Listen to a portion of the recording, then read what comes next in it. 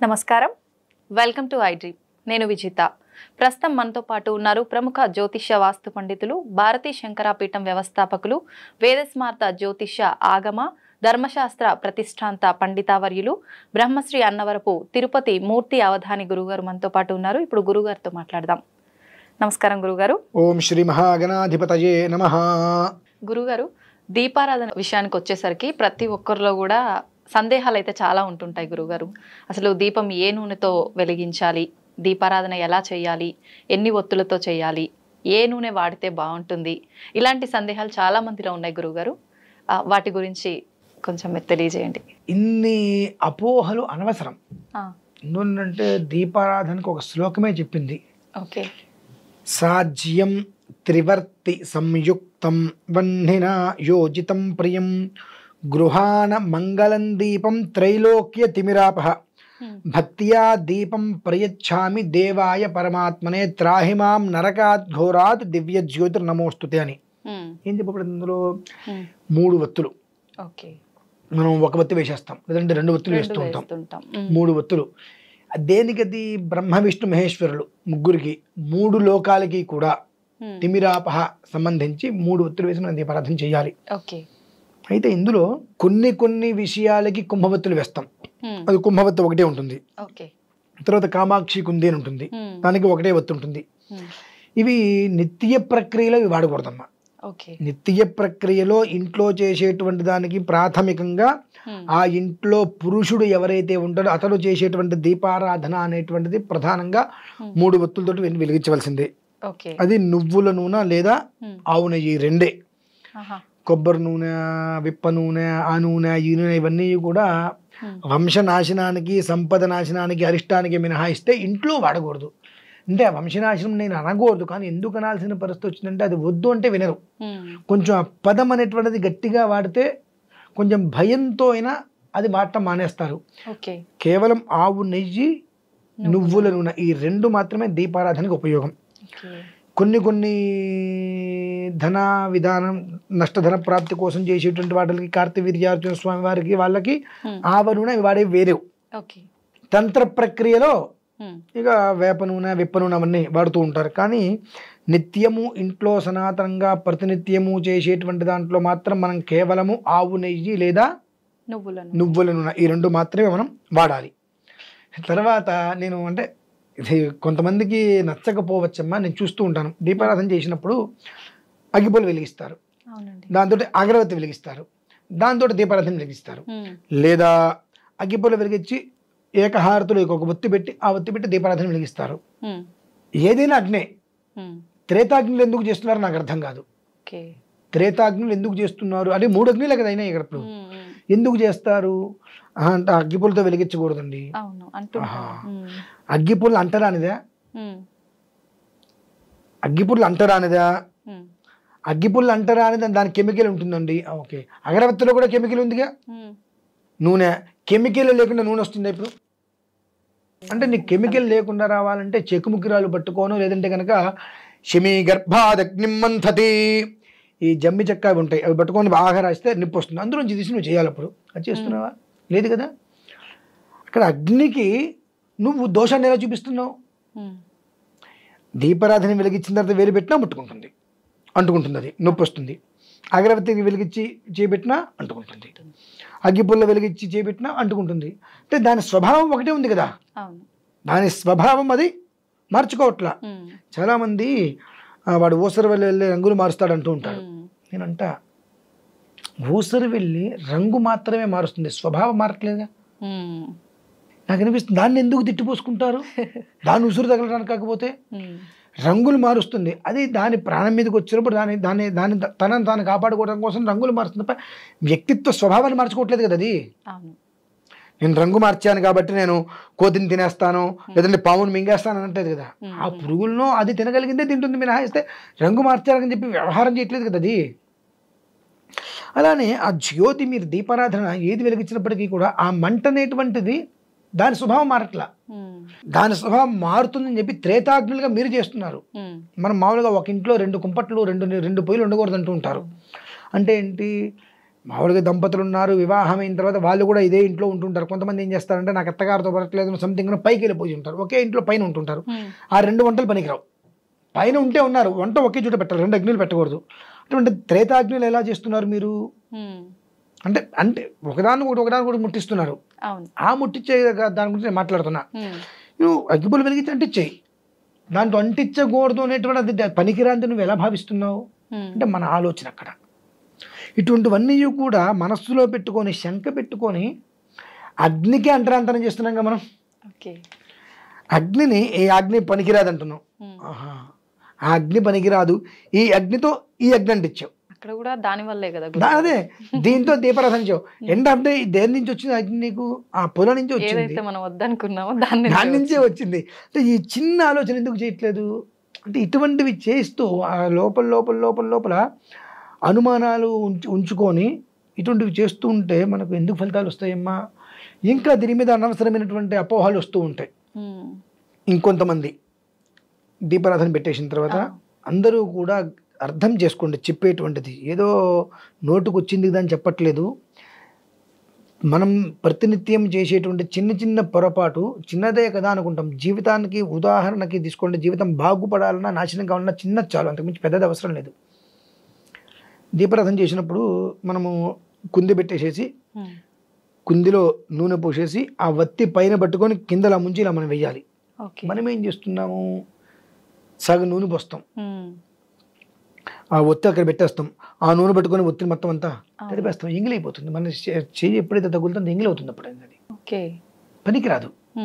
చేతితోటి ఆ ఒత్తిని మనం అంటించేస్తున్నాం, అదే మళ్ళీ వేరే దానికి అంటించేస్తున్నాం, దీన్ని వేరే వస్త్రానికి తుడుస్తున్నాం, ఆ వస్త్రంతో మనం మొహం తుడుచుకుంటాం, మూతి తుడుచుకుంటాం, అది ఎంగిలి వస్త్రం మొత్తం అంటు చేసేస్తున్నాం. అక్కడ మనం దేనికి ఒక వ్యవస్థ ఏర్పాటు చేయట్లా. మామూలుగా పెట్టిన తర్వాత దీపారాధన వెలిగించిన తర్వాత బొట్లు పెట్టిన తర్వాత మళ్ళీ నూనె వడ్డిస్తూ ఉంటారు. చాలా తప్పు పద్ధతి అది. జ్యోతిష్మతీం త్వా సాధయామి, జ్యోతిష్కృతం త్వా సాధయామి, జ్యోతిర్విధం త్వా సాధయామి. నువ్వు ఎప్పుడైతే కనుక దీపారాధన చేద్దాం అనుకున్నావో నిండా నూనె పోసి ఒత్తిడి వేసి వెలిగించిన తర్వాత అందులో నూనె చివరి వరకు వచ్చింది అనుకున్నప్పుడు నూనె పోయి అంటే వినహస్తే వెళ్ళంగానే మారు వడ్డనా అని చెప్పి కరెక్ట్ కాదు. ఇప్పుడు కూడా 1, 2 ఆ నూనె పోసే విధానంలో కూడా మనం డబ్బా అయితే పోసేస్తూ ఉంటాం. చిన్న గ్లాసులోకి తీసుకో, కప్పులోకి, లేదంటే ఒక స్పూన్తో తీసుకొని. ఎందువల్లంటే శాస్త్ర ప్రమాణంగా చెప్పాలంటే ఒక వాటర్ బాటిల్లో నీళ్లు కాసిన తాగి అక్కడ పెడితే మళ్ళీ మనకి తాగడానికి పనికి ఎత్తి పోసుకొని ఎంగిలే. ఎత్తి పోసుకుని ఇచ్చారండి అంటారు. ఎత్తి పోసుకుంటే మాత్రం ఆ నోటికి నాలుగుకి ఆ వాటర్కి నోటికి కనెక్ట్ అయింది కదండి. ఇప్పుడు హీటర్ పెట్టండి, సగం నీళ్ళు ఉంటాయి అందులో, ఎత్తి నేను పైనుంచి నీళ్ళు పోస్తుంటే షాక్ కొట్టదా? కొడుతుంది. ఇప్పుడు నేను ఎత్తి పోసా అండి అంటే ఎలా పోసినా ఆ కనెక్షన్ అయితే ఉంది కదా. ఇవి కొన్ని ఉంటాయి కాబట్టి వజ్రంతో తీసును నిండా పోసేసుకో. 2 అంటే దీపం వెలుగుతున్నప్పుడే అట్లా చేయాలా గురుగారు? నార్మల్గా మనం కుందిలో పోసే ప్రతిసారి ఇదే ప్రాసెస్ పాటించాలా? అంతే. ఓకే. విడిగా చెంచా ఎత్తిపోయింది ఎప్పుడు కూడా, చెంచాతోటి తీసుకుని పోసుకుంటూ ఉండాలి చక్కగా. 2 ఇంకొక విషయము, దీపారాధన చేసినప్పుడు మనం వెంటనే వెలిగించాం కానీ అలా వెలిగిస్తాం. అక్కడ వెలిగించి ఇటువైపుకి ఎండ్ చేస్తాం. అవును. కానీ ఎప్పుడు కూడా ఉత్తరానికి ఎండింగ్ చేయాలమ్మా. ఉత్తరం అంటే ఎడమ చేతి వైపుకి ఎండ్ చేయాలి ఎప్పుడు కూడా. దక్షిణ సమాప్తి ఎప్పుడూ పనికిరాదు. ఉత్తర సమాప్తి అనేటువంటిది వృద్ధి తీసుకొని వస్తుంది. మనకు ఇటు కూర్చుంటాం, మనం ఎటైతే కూర్చుంటామో కూర్చున్న దానికి కుడి చేతి వైపుకి దక్షిణం, ఎడమ చేతి వైపుకి ఉత్తరం. మనం ముందు దక్షిణం వైపు ఉన్నటువంటి దీపం వెలిగించిన తర్వాత ఉత్తరం వైపు వెలిగించి సమాప్తం చేయాలి. మనం ఏం చేస్తామంటే వెంటనే వెలిగించగానే అటు వెళ్ళిపోతుంది చెయ్యంతా. అంటే మనకు అక్కడ అది ఉత్తరంగా మనం భావించట్లా. ఎడం చేతి వైపు సమాప్తం ఎందుకు మొదలు పెట్టాలి? ఎడం చేతి వైపు ఉంది కదా, ముందు ఇక్కడ మొదలు పెడితే ఎడం చేతి వైపు మనం సమాప్తం, అది పనికిరాదు. కుడి చేతి వైపు సమాప్తం చేయాలన్నట్టుగా భావిస్తూ ఉంటాం. కానీ దక్షిణం వైపు మొదలుపెట్టి ఉత్తరం వైపు సమాప్తి చేస్తే అది వృద్ధి చూపిస్తుంది. ఈ దీపారాధనలు అనేక విధానాలు, ఇవి ఎంత చెప్పినప్పటికీ కూడా ఎవరికి వాళ్ళకి కొన్ని అపోహలు పోవండి. మేము ఇంతే చేశాం కదా బాగానే ఉంది, లేదండి మా పూర్వీకులు ఇలా చేశారండి మంచిది. మీ పూర్వీకులు ఉంటున్నావా? ఉండగలుగుతున్నావా? మరి మా పూర్వీకులు ఇలానే చేశారు, నువ్వు ఎలా మాట్లాడుతున్నావు? నువ్వు చూస్తే మీ పూర్వీకులు చేసినట్టు చేయాలంటే వాళ్ళు ఉన్నట్టుగానే ఉండట్లా. ఈ శాస్త్ర ప్రమాణం చెప్పబడిందిగా, ఆచారం అండి. ఏది ఆచారం? ఆచరించటం ఆచారం. ఆచరించటం అంటే ఏంటి? మనం అవన్నీ పాటించాలి. మనకేమీ తెలియదు. ఏదో అనుకోకుండా ఒకరోజు ఏదో పూజ చేసాం, ఆ పూజ చేసిన తర్వాత ఇంకోటి మనకది బాగుంది కాబట్టి ఆ పూజను ఆచారంగా తీసుకెళ్ళాం మనం. ఓకే. ఇదే ఆచారాన్ని పూర్వీకుల నుంచి చక్కగా ఒక పూరిళ్ళు వేసుకోను మండు వాయిలు కట్టుకొని ఉన్నారు. కానీ ఆ ఆచారాన్ని నువ్వు నాశనం చేసి విల్లా కట్టుకున్నావుగా, అపార్ట్మెంట్లోకి వచ్చావుగా, అది నీకు ఎట్లా పనికి వచ్చింది? అంటే నాకు ఇష్టమైంది నేను చేస్తే నాకు ఆచారంతో సంబంధం లేదు, కానీ నాకు ఇష్టం లేదు నువ్వు చెప్పావు చూసావు అది చేయాలంటే మా ఆచారం ఒప్పుకోదండి అంటాం. ఇటువంటి వాటిల వలన అన్ని ఇబ్బందులే. కాబట్టి ఏంటంటే ఈ దీపం అనేటువంటిది ఆచారం కదండి, శాస్త్రం. ఓకే. దేనికి ఆచారానికి సంబంధం లేదు. సాజ్యం త్రివర్తి సంయుక్తం వన్నినా యోజితం ప్రియం గృహాణ మంగళం దీపం త్రైలోక్య దివిరాపహ అని చెప్పి శాస్త్రమే ఏ విధానాన్ని అనుసరించి చెప్పబడిందో అది చేయడం ఆచారం. నాకు తోచింది నేను చేసుకుంటాను ఆచారం కదండి. ఈ దీపారాధనలోనే అనేక ప్రశ్నలు ఉన్నాయి. కొబ్బరి నూనెతో దీపారాధన వెలిగించామా ఆస్తి హరించుకుపోతుంది అంటే ఎంత సంపాదించినా మిగలదు. విప్ప నూనెతో సంసారం అనేటువంటి విచ్ఛిన్నంగా ఉంటుంది. ఎప్పుడూ కూడా భూతప్రేత పిశాచ గమనాలు మనకు స్వప్నంలో వస్తూ ఉంటాయి. అవి దేనికి చేయాలి? తంత్ర పద్ధతిలో తాంత్రిక క్రియలో ఈ విప్ప నూనె వాడతాం. మనకు బాగా నష్టం కలుగుతుంది. ఆ నష్టధనం నుంచి బయటికి రావడం కోసం చేసేటువంటి ప్రక్రియలో కార్తవీర్యార్జునుడికి ఆవ నూనె వాడతాం. అదొక్కటే ఈ దైవికంగా చేసిన దాంట్లో ప్రత్యేకంగా వాడతాం. మిగిలినది ఏదైనప్పటికీ కూడా ఆవు నెయ్యి లేదంటే నువ్వుల నూనె ఈ విధంగా మినహాయిస్తే మూడోది ఏది వాడకుండా ఉండటం, ఈ విధానాన్ని అనుసరించటం. అగ్గిపూల వెలిగిస్తాను, అగరవత్తి వెలిగిస్తాను, లేదంటే ఇంకొకటి జ్యోతి వెలిగిస్తాను, దానిలో దీపారాధన చేస్తాను, ఇవన్నీ కూడా అప్రస్తుతమైనటువంటివి. ఇకపోతే 3 మనం దీపారాధన వెలిగించినప్పుడు అవి ఏమిటో మనమే పెట్టుకుంటాం. 3 ఒత్తులు పెడతాం. ఆ 3 ఒత్తులు మనం ఇటు పెట్టు, ఇక్కడ దేవుడు అటు ఉంటాడు, మనం ఎదురుకుండా కూర్చుంటాం, మనకు ఎదురుకుండా పెట్టుకుంటాం ఒత్తులు. లేదు నాకు అది అర్థం కాదు, ఎవరికి దీపం పెడుతున్నావు అక్కడ? భగవంతుడికి. భగవంతుడికి దీపం పెట్టాలంటే ఆ దీపం అనేటువంటి ఒత్తులు 3 భగవంతుడి వైపు ఉండాలి, ఆయన వైపు తిరిగి ఉండాలి. అది ఆయన వైపుకి తిరిగి ఉన్నప్పుడు ఆయనకి పెట్టినట్టది. ఇదే మనం కుందనుకుందాం, ఎదురుకుండా దేవుడు ఉన్నాడు, ఇక్కడ మనం దేవుడు గుట్లో పెట్టాలి, ఇక్కడ దీపం వెలిగిస్తున్నాం, ఇటు పెట్టేసుకుంటున్నాం. ఎవరికి పెడుతున్నాం మనం? మనకెందుకు అసలు? అటు భగవంతుడు ఉన్నప్పుడు భగవంతుడే పెట్టు. 1 2 3 3 భగవంతుడికి వచ్చి ఇటు 3 అటు పెట్టుకున్నాం, భగవంతుడికి పెట్టాలి. అది భగవంతుడికి పెట్టుకోది. నీవే పెట్టుకుంటే ఎవరికి ఉపయోగం? ఎన్ని పూజలు చేస్తున్నావు, నీకెందుకు దీపం? మనకు దీపం పెడతారు, ఒక రోజు వస్తుంది, కానీ మనకు మనమే పెట్టుకోవడం అంత కర్మ ఎందుకు? మనం భగవంతుడి దగ్గర బ్రతికే ఉన్నాం కదా, భగవదారాధన చేసుకుంటూ భగవంతుడి ముందు కూర్చొని మనకు మనం దీపం పెట్టుకుంటే ఎంత కర్మ ఎందుకండి మనకు? భగవంతుడికి దీపారాధన చేయండి. అంటే ఇటువైపు పెట్టుకోవడం దీపం పెట్టడం, అటువైపు పెట్టడం దీపారాధన చేయటం. చాలా మంది దీపం పెట్టారా అంటుంటారు, ఆ మాటే మహాపాపం అండి.